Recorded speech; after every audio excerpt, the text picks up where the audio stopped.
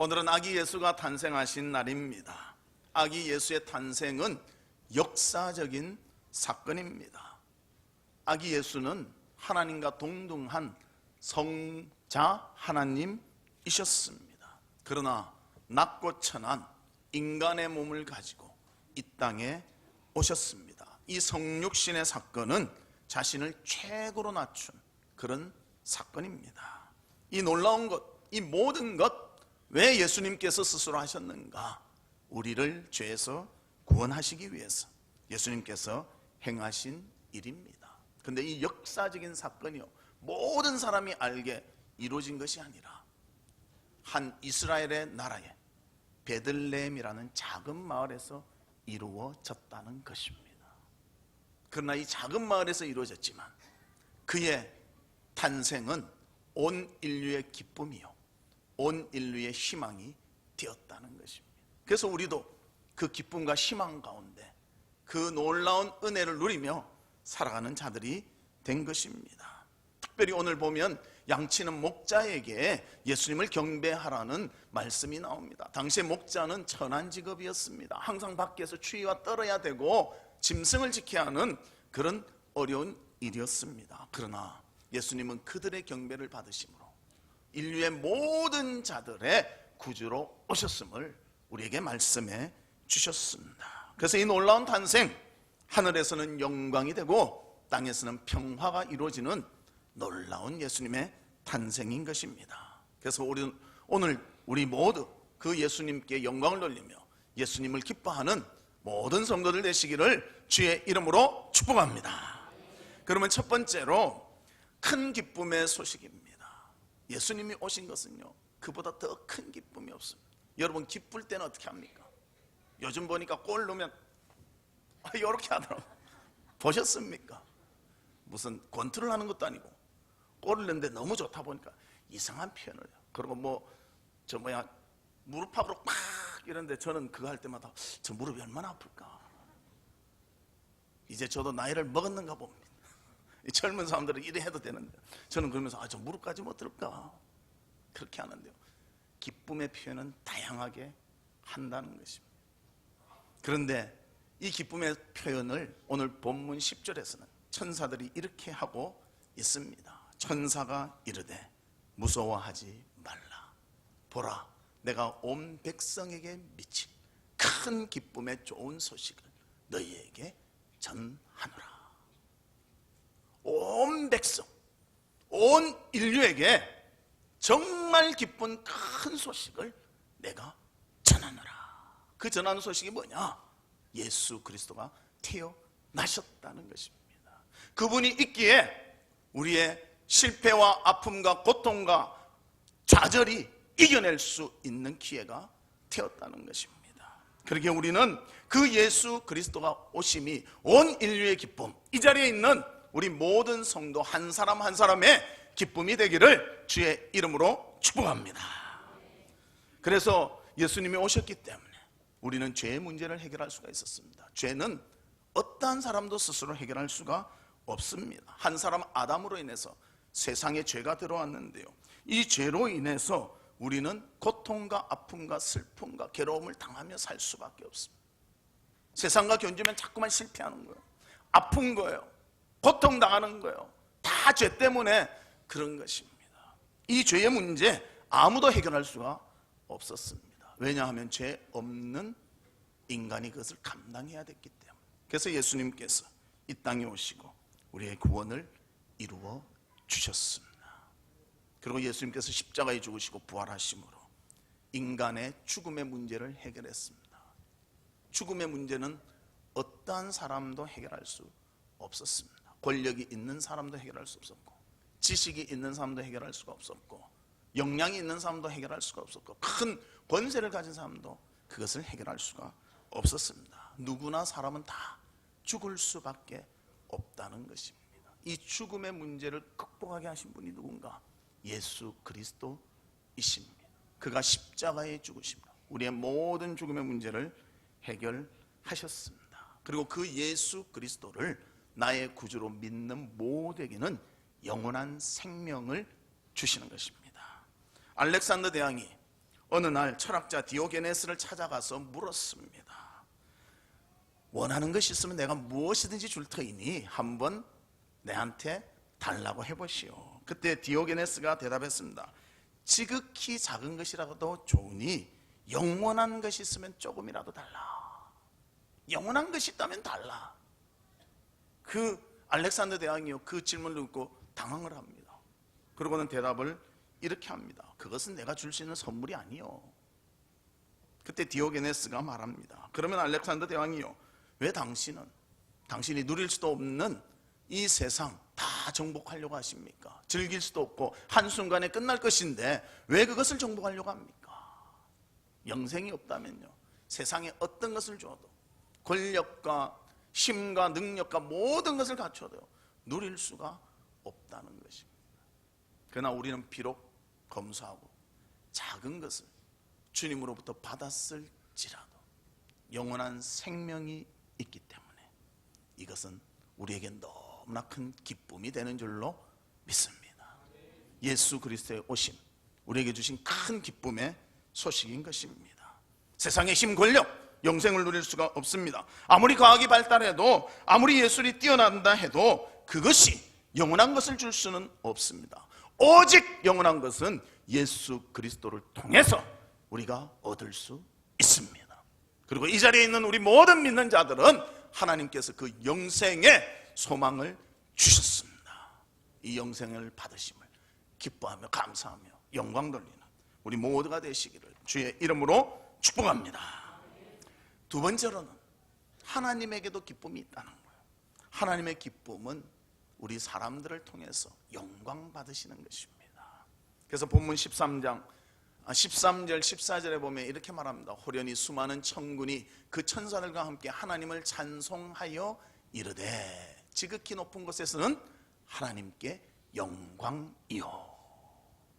우리 사람의 입을 통해서 하나님의 높으심을 찬양하고 하나님께 경배하며 기뻐할 때, 우리가 이렇게 예배드릴 때 하나님이 기뻐하신다고 말씀하십니다. 그래서 하나님께서는 우리 인류의 구원을 기뻐하시는 거예요. 한 영혼이 구원받는 것을 기뻐하시는 거예요. 그 영혼이 주님을 향해서 찬양하며 기뻐하며 영광을 돌리기 때문에 하나님이 기뻐하신다는 것입니다. 그런데 성경에 보면요, 하나님은 그런 우리가 영광 안 돌려도 영광스러운 분이라는 것을 말씀해주고 있습니다. 스스로 영광스러운 분이라는 것을 말씀해주고 있습니다. 출애굽기 15장 11절 우리 같이 한번 읽어볼까요? 시작. 여호와여, 신중에 주와 같은 자가 누구니까? 주와 같이 거룩함으로 영광스러우며 찬송할 만한 위엄이 있으며 기한 일을 행하는 자가 누구니까? 거룩함과 영광스러움을 가지고 있는 분이 바로 하나님이시다. 스스로 갖추고 있는 분이 하나님이시다. 우리가 영광 안 돌려도 영광 누릴 수 있는 분이 하나님이심을 말씀해주고 있습니다. 그럼에도 불구하고 하나님은 우리를 통해서 영광 받으시기를 기뻐하신다는 것입니다. 우리 입술을 벌려 하나님께 영광 돌리는 우리 성도들 되기를 바랍니다. 우리의 삶을 통해서 하나님이 영광 받을 수 있도록 신실하게 바르게 살아가는 성도 되시기를 주의 이름으로 축복합니다. 어느 한순간도 하나님을 잊지 않기를 바랍니다. 주님의 영광을 위해서 헌신하시기를 바랍니다. 주님을 위해서는 우리를 위해서 목숨을 주신 그 예수 그리스도를 생각하며 우리를 드릴 수 있는 그런 성도들이 되기를 바랍니다. 그런 우리일 때 그 우리를 통해서 하나님이 영광 받아주시는 거예요. 하나님은 완벽하신 분 아닙니까?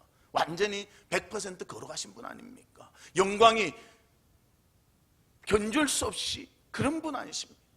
근데 연약하고 부족한 우리, 정말 거기에 비하면 아무것도 아닌 우리를 통해서 영광 받으시기를 원하시는 분이 바로 하나님이시다. 성경은 말하고 있습니다. 그 하나님께 우리가 영광을 돌릴 때 하나님이 어떤 분이신 줄 깨닫고 그분이 우리에게 원하신 것이 무엇인지를 깨닫고 영광 돌릴 때 하나님은 기쁘게 우리의 모든 것을 받아주시는 것입니다. 주님께 기쁨으로 영광 돌리는 성도들 되시기를 주의 이름으로 축복합니다. 세 번째는 사람들 중에 평화를 이루어야 합니다. 지구상에는 최근 3000년 동안 3,300번의 전쟁이 있었답니다. 그러니까 1년에 한 번씩은 있는 거죠. 한 번 이상 있었죠. 그리고 핵 경쟁이 가장 심할 때, 그때 구소련이 있을 때, 미국과 소련이 핵으로 대치했을 때는 그 핵으로 지구를 파괴하면 44번을 파괴할 수 있었답니다. 그리고 날마다 몇 명이 굶어 죽는가? 35,000명이 굶어 죽습니다. 그런데도 증오와 싸움을 위해서 연간 쓰는 비용은 5,500억 달러를 쓰고 있다는 것입니다. 사람들은 진정한 평화를 만들 수가 없습니다. 사람들은 모이면요, 다 잘 지내고 정말 행복하고 이것보다는 싸우고 또 전쟁하고 이런 경우가 더 많다는 것을 통계적으로 증명하고 있습니다. 오직 평강은 예수 그리스도를 믿고 그분을 통해서 받을 때 우리에게 이루어진다는 것입니다. 그래서 오늘 본문 14장 하반절에 이렇게 말합니다. 우리 같이 읽어볼까요? 시작. 땅에서는 하나님이 기뻐하신 사람들 중에 평화로다. 평화로다. 평화는 너무나 좋은 것 같아요. 어린아이가 엄마 품에서 곤히 자고 있을 때 얼마나 평화스럽습니까? 그 어린아이를 보면요, 모든 근심이 사라집니다.